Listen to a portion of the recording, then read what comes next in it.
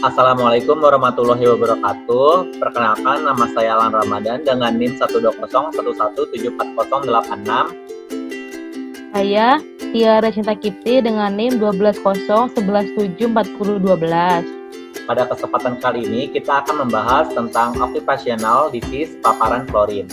Next. Dimulai dengan latar belakang. Next. Untuk latar belakangnya, maraknya kasus pandemi COVID-19 yang ada di Indonesia, ini menyebabkan masyarakat berlomba-lomba untuk menciptakan sesuatu yang dapat mencegah atau mengurangi penyebaran virus COVID-19 yang telah beredar sekarang ini. Untuk angka ODP di Indonesia mencapai angka 1.046 orang, untuk PDP mencapai angka 2.388. Untuk kasus COVID-19 berdasarkan data 5 Mei 2020 adalah 12.071 orang dengan pasien sembuh sebanyak 2.167 dan pasien meninggal sebanyak 872 orang. Berikut merupakan tabel kasus COVID-19 di beberapa provinsi di Indonesia per 5 Mei 2020. Jadi, semakin banyak angka yang terjangkit, masyarakat mulai sadar dengan kebersihan dan kesterilan rumah maupun badan. Salah satu alternatifnya adalah dengan menciptakan desinfektan rumahan dan penggunaan hand sanitizer. Namun karena harga di pasaran yang semakin melonjak, masyarakat mulai memuatnya dengan harga yang relatif lebih murah karena bahan-bahannya mudah didapatkan ataupun membelinya secara langsung. Nah, di sini pengertian dari desinfektan sendiri adalah bahan yang digunakan untuk melaksanakan disinfeksi. Seringkali sebagai sinonim digunakan istilah antiseptik, tetapi pengertian disinfeksi adalah disinfektan biasanya ditunjukkan terhadap benda-benda mati seperti lantai, piring, pakaian. Jenis disinfektan ini ada dua nih, ada yang kimia sama yang nabati. Kalau untuk kimia, dalam penggunaan jangka waktu yang lama itu dapat menimbulkan dampak negatif karena penggunaannya dapat meninggalkan residu yang berpotensi untuk mengganggu kesehatan. Untuk itu, perlu mencari alternatif lain dengan memanfaatkan tanaman atau disebut juga dengan desinfektan nabati. Desinfektan nabati ini tidak menimbulkan residu karena terbuat dari bahan yang ada di alam sehingga mudah menguap. Nah, untuk kriteria satu desinfektan itu adalah dia bahan organik, pH-nya aman, temperatur dan kelembapan, tidak toksik pada hewan dan manusia, tidak bersifat korosif, bersifat biodegradable, memiliki kemampuan dan menghilangkan bau yang kurang sedap, tidak meninggalkan noda, stabil, mudah digunakan dan ekonomis. Selanjutnya ada faktor-faktor yang mempengaruhi aktivitas desinfektan, yaitu digunakan untuk membunuh schizofrenik adalah ukuran komposisi pupuk schizofrenik, konsentrasi zat antimikroba, lama paparan, temperatur, dan lingkungan sekitar. Lalu ada pengertian dari hand sanitizer. Pengertiannya adalah pembersih tangan yang memiliki kemampuan antibakteri dalam menghambat hingga membunuh bakteri. Dia dibagi jadi dua nih, ada yang gel sama yang spray. Kalau yang gel itu adalah pembersih tangan berbentuk gel yang berguna untuk membersihkan atau menghilangkan kuman pada tangan yang mengandung bahan aktif 60% alkohol. Sedangkan kalau spray ini, dia tuh mengandung bahan aktif irgasat DP300, 0,1 dan alkohol 60%. Nah, dengan banyaknya paparan di atas tentang penggunaan desinfektan dan hand sanitizer dapat menyebabkan penyakit akibat kerja atau yang dapat disebut dengan occupational disease. Nah, penyakit akibat kerja ini adalah penyakit yang disebabkan oleh pekerjaan atau lingkungan kerja yang akan berakibat cacat sebagian maupun cacat total. Cacat sebagian ini adalah hilangnya atau tidak fungsinya sebagian anggota tubuh tenaga kerja untuk selama-lamanya. Sedangkan yang total itu adalah keadaan tenaga kerja tidak mampu bekerja sama-sama sekali untuk selama-lamanya. Nah, berkaitan dengan faktor penyebab spesifik dalam pekerjaan sepenuhnya dipastikan dan faktor tersebut dapat diidentifikasi, diukur dan dikendalikan. Itu menurut WHO.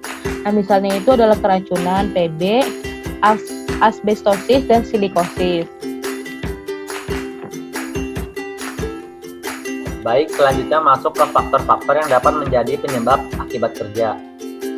Yang pertama adalah mental psikologis, yang kedua adalah fisik, yang ketiga adalah biologis, dan yang terakhir adalah kimia. Lalu berdasarkan dari kriteria penyakit akibat kerja ini, desinfektan termasuk ke dalam golongan kimia keempat, yaitu kimia, yang sebenarnya memberikan kelebihan atau kekurangan bagi tubuh maupun lingkungan sekitar. Next. Berikut merupakan hasil pengamatan dari kelompok kami. Disinfektan merupakan cairan yang digunakan untuk membasmi bakteri, virus, dan jamur yang terdapat pada permukaan benda.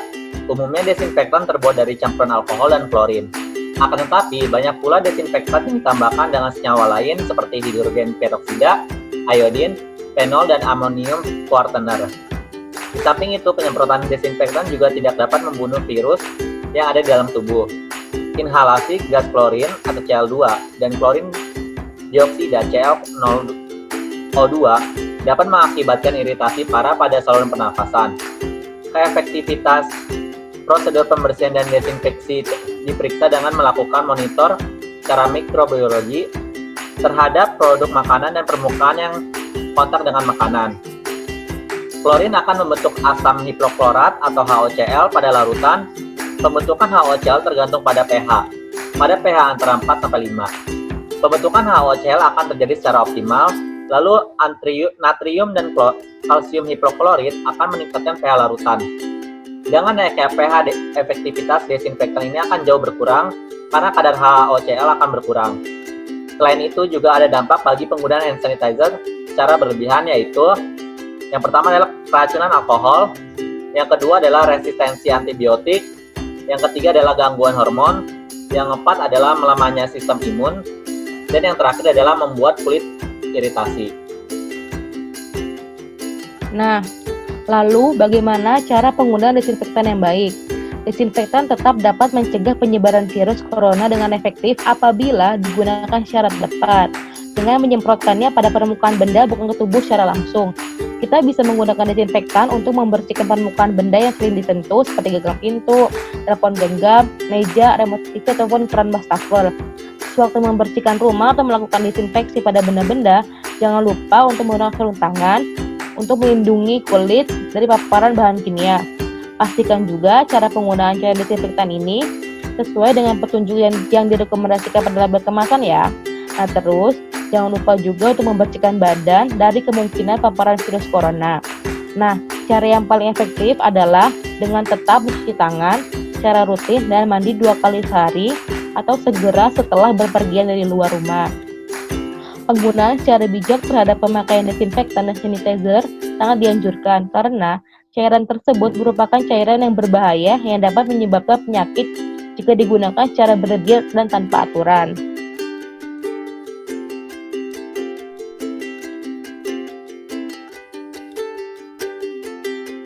Nah, di sini itu ada potensi bahaya desinfektan bagi orang-orang. Di antara lain itu tuh ada 4. Yang pertama itu ada korban yang terdampak. Nah, dia tuh siapa isi korbannya itu ada relawan sama masyarakat yang terkena semprotan desinfektan. Nah, ada juga nih kerugian yang dialami yaitu pada diri sendiri, khususnya pada masalah kesehatan dan lingkungan sekitar. Hal-hal yang terjadi dari resiko terkena penyakit sistem pernapasan, bagian mata, dan berujung fatal pada kematian. Bagaimana resiko tersebut dapat terjadi? Yang pertama itu adalah kurangnya pengetahuan tentang penggunaan desinfektan. Yang kedua, kurangnya pengetahuan tentang bahaya klorin yang terkandung dalam desinfektan. Yang ketiga, masyarakat yang memang panik karena dampak COVID-19 ini.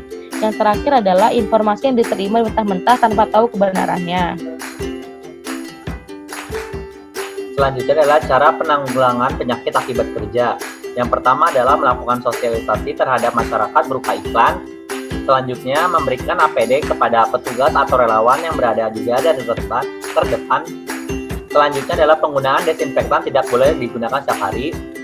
Selanjutnya adalah desinfektan bukan untuk tubuh atau benda-benda. Selanjutnya adalah mencari informasi melalui media terpercaya. Selanjutnya adalah tetap mencuci tangan setelah menggunakan desinfektan. Lalu adalah yang terakhir, jika terkena klorin, segera periksa ke rumah sakit terdekat. Next. Berdasarkan penjabaran sebelumnya, disebutkan APD sebenarnya apa itu APD dan bagaimana kriteria APD? APD adalah alat pelindung diri. Perangkat perlengkapan yang berfungsi untuk melindungi penggunanya dari bahaya dari gangguan kesehatan tertentu, misalnya infeksi virus dan bakteri. Bila digunakan dengan benar, APD mampu menghalangi masuknya virus atau bakteri ke dalam tubuh melalui mulut, hidung, mata, atau kulit. Pemilihan APD untuk mencegah infeksi virus corona tidak bisa dilakukan sembarangan. APD yang ideal untuk mencegah dan melindungi tubuh dari paparan virus corona memiliki kriteria tertentu, yakni pertama, ringan dan tidak membatasi gerak. Yang kedua adalah mampu melindungi tubuh dari percikan dahak yang mengandung coronavirus. Yang ketiga adalah tidak mudah rusak. Dan yang terakhir adalah mudah dibersihkan. Next.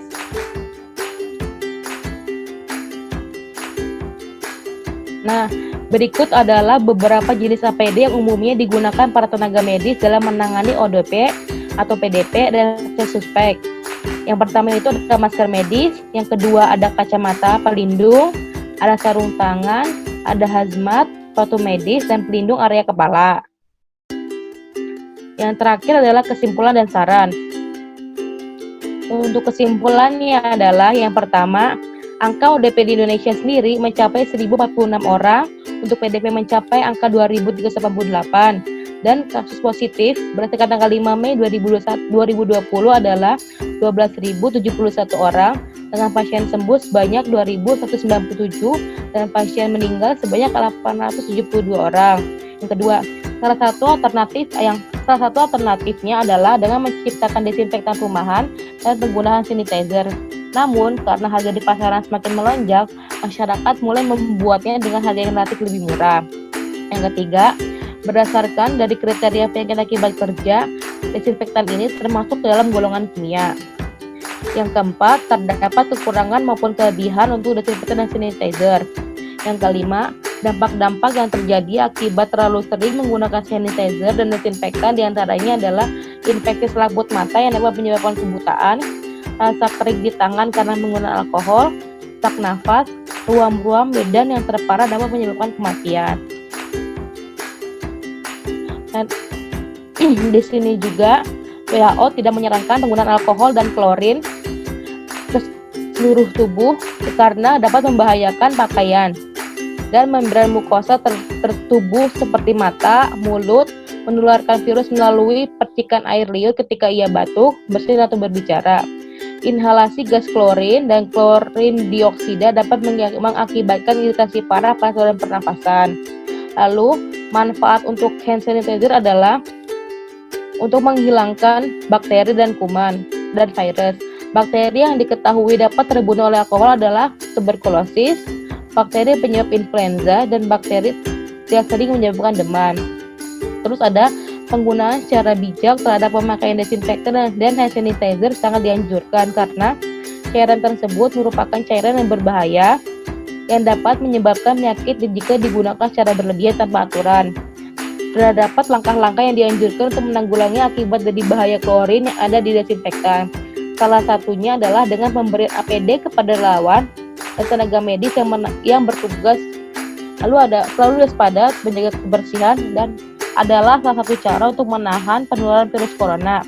Yang terakhir adalah makan makanan yang bergizi untuk meningkatkan sistem kekebalan tubuh dan minum vitamin sesuai aturan. Selanjutnya adalah saran.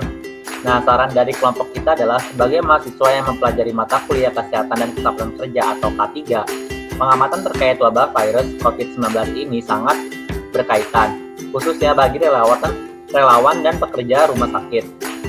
Dan para pekerja pabrik pastinya harus memperhatikan kesehatan dan keselamatan kerja seperti pekerja di rumah sakit diharuskan menggunakan alat pelindung diri atau APD untuk menghindari tertularnya virus dan mencegahnya pula dari beragam penyakit yang timbul akibat klorin atau desinfektan. Lalu penggunaan desinfektan harus sesuai aturan dan harus mengetahui kelebihan dan kekurangan dari desinfektan dan hand sanitizer itu sendiri. Sekian dari kelompok kami, kurang lebihnya mohon maaf. Wassalamualaikum warahmatullahi wabarakatuh. Dadah.